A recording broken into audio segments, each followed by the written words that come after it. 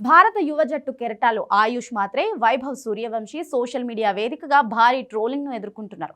Under-19 ప్రపంచ cup 2026 లో భాగంగా పాకిస్తాన్ తో జరుగుతున్న సూపర్ 6 మ్యాచ్ లో దారుణంగా విఫలమైనందుకు టీమిండియా ఫ్యాన్స్ ఆగ్రహానికి గురవుతున్నారు.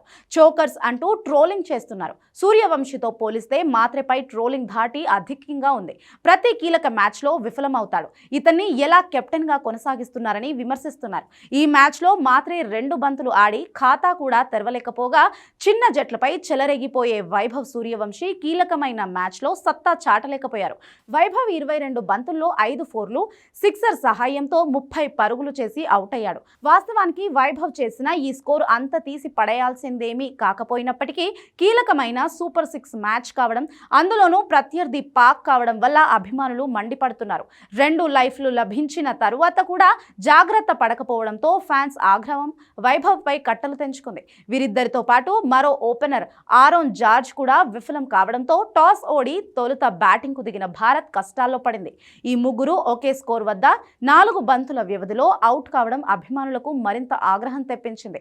పాక్ పేసర్ మొహమ్మద్ సయ్యం భారత టాప్ ఆర్డర్లను కుప్పకూల్చాడు. ఇటీవల కాలంలో ఆయుష్ మాత్రే ప్రదర్శనలు చాలా దారుణంగా ఉన్నాయి. ప్రస్తుత ప్రపంచ కప్ లో అతను ఇప్పటి వరకు 99 పరుగులు మాత్రమే చేశాడు. అందులో 53 పరుగులు న్యూజిలాండ్ పై చిన్న లక్ష్యాన్ని ఛేదించే సమయంలో వచ్చాయి. దీనికి ముందు ఆసియా కప్ లోనూ అతని ప్రదర్శనలు దారుణంగా ఉన్నాయి. ఆ టోర్నీలో 5 ఇన్నింగ్స్ లో 65 పరుగులు మాత్రమే చేశాడు. వరుస వైఫల్యాల నేపథ్యంలో మాత్రేను కెప్టెన్సీ నుంచి తొలగించాలని డిమాండ్లు వినిపిస్తున్నాయి.